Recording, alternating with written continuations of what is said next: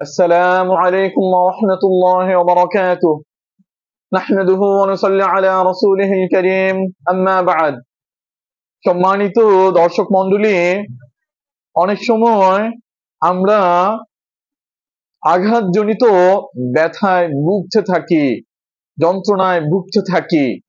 আবার অনেক সময় শরীরের মধ্যে ফুসকুড়ি উঠে এবং ফুসকুড়ির যন্ত্রণায় আমরা ভুগি। আবার অনেক সময় আঘাতজনিত কারণে আমাদের শরীরে ক্ষত দেখা দেয়। তো যে কোনো ধরনের ব্যথা, যে কোনো ধরনের ক্ষত এবং যে কোনো ধরনের ফুসকুড়ির যন্ত্রণা থেকে আমরা কিভাবে পরিত্রাণ পাবো এবং কিভাবে আল্লাহ পাক রব্বুল আলামিনের কাছে আশ্রয় প্রার্থনা করব এবং মুক্তির জন্য দোয়া করব, হাদিসে পাকে আমাদের পেয়ারা হাবিব সাল্লাল্লাহু আলাইহি ওয়াসাল্লাম আমাদেরকে সেটি শিক্ষা দিয়েছেন। হযরত আয়েশা সিদ্দিকা রাদিয়াল্লাহু আনহা থেকে বর্ণিত বুখারী শরীফের 5746 নম্বর হাদিসের বর্ণনা এবং মুসলিম শরীফের 2194 নম্বর হাদিসের বর্ণনা।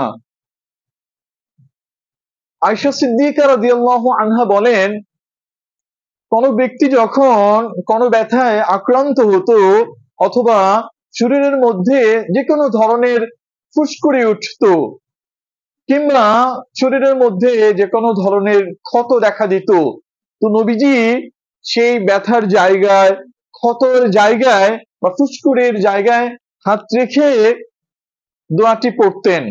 দোয়াটি হলো বিসমিল্লাহি তুরবাতু আরদিনা বিরিকাতি বা'দিনা।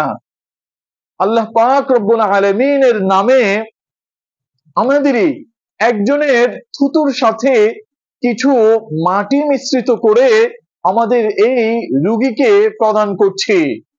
ইউশফা সাকিমুনা বিইذনি রাব্বিনা, আমাদের প্রতিপালকের নির্দেশে আমাদের এই আক্রান্ত ব্যক্তি অবশ্যই আরোগ্য লাভ করবে।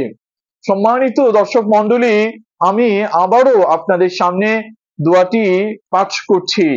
বিসমিল্লাহি তুরবাতু আরদিনা বিরিকাতি বা'দিনা ইউশফা সাকিমুনা বিইذনি রাব্বিনা।